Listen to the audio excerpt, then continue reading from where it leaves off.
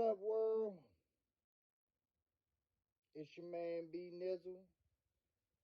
B9 back again with another video for you. As you can see, I'm having a wonderful hair day. I hope you all are having a blessed day today. Don't forget to like, subscribe, become a member, a lifetime member of the B9 community, where we talk stocks, crypto, real estate, all things investments, watches, cars, art, all things that appreciate and things that depreciate that we can use for tax advantages and tax purposes. Excuse me. I don't edit, so you got to deal with my language. But today, I want to talk to you about the different types of stocks. We have a plethora of them. In the investing world, there's mainly three categories. There's small cap, mid cap, and large cap stocks. In the retail investing world, we have penny stocks. We have value stocks. We have growth stocks. We have dividend stocks. We're going to go over that list of stocks today. Let's take it from an investor standpoint first and foremost. A small cap stock. That is a stock that is usually in the range of $300 million or under as a company, the market cap of the company. The market cap that's usually under $300 is reflected in the price of the stock. So those stocks are usually, not always, but they're usually $20 or under. The second category are mid-cap stocks. Mid-cap stocks are usually in the range between $2 billion all the way down to 300 million. Those are your mid-caps. Those stocks are usually in the $20 all the way up to the $60 range. Usually. There's always exceptions to the rule, though, because there's a lot more factors that we'll get into later. Right now, we're just going over the basics. We're building, ladies and gentlemen, but I don't want to give you trigonometry when we're still dealing with basic mathematics. So, after the mid cap, we have the large caps. Those are usually $2 billion on up. Apple, the largest company in the world, is in the trillions with its market cap. Microsoft is also a $1 trillion company.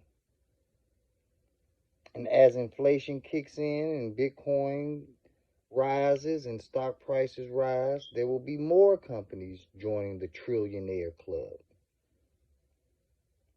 Now, for the retail investor, we try to break it down a little finer than that. And we start out with what's called penny stocks.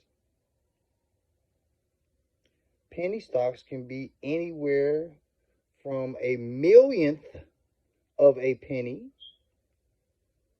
usually up to $10. Anything over $10 usually is not considered a penny stock. A plethora of penny stocks can be found in the OTC market. The OTC market, which stands for over the counter, are markets that are outside of the New York Stock Exchange the Dow Jones, and the NASDAQ. We'll get into that at another time and place, though, because we're going to do a really big deep dive on penny stocks and OTC stocks. After the penny stock, though, we usually move into what's called the value stock. The value stock are usually safe stocks.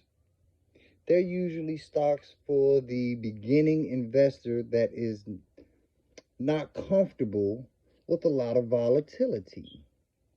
Volatility can go both ways. It can be beneficial to you, or it can be detrimental. Because a lot of people are scared of the detrimental part of volatility, they go with the safe bet. They go with the value stocks. Most of the value stocks are stocks that are owned by Warren Buffett, such as GE, General Electric, just as an example. Coca-Cola is another great example. These are stocks that aren't going to go up drastically high, and they're not going to drop drastically low. The next stock that we're going to deal with is the growth stock. That's where you get your volatility. With growth stocks, you can buy in as low as $20, and within a week or two, it can be as high as $150. But it goes both ways. You can buy that same stock for $20, and then it tanks, and it's only worth $1 within 2 or 3 days, and you're stuck holding that bag. Tesla is an excellent example of a growth stock.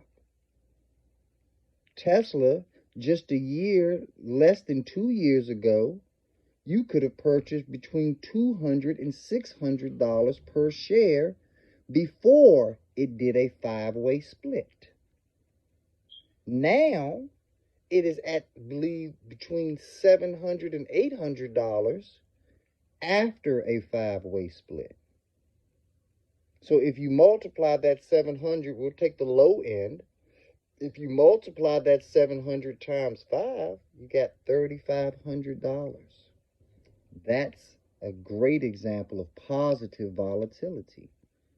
If something started out at $200 to $600, and in less than 2 years it's $3,500, if you invested and you invested heavily, you are a happy son of a bitch right now.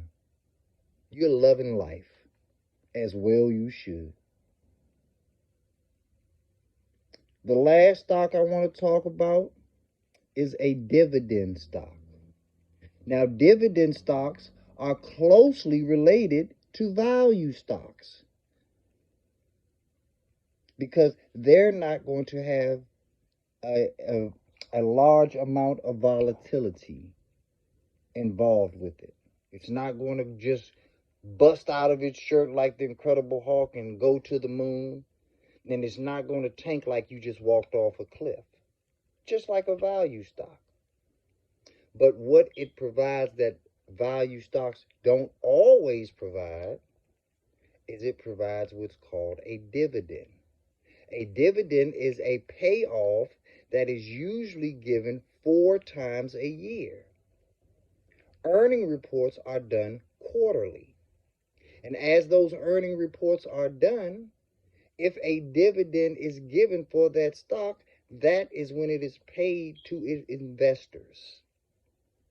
Not all dividend stocks work on a quarterly report. Some of them, such as REITs, work monthly, where you can actually get paid 12 times a year versus 4 times a year. So there's something for everyone.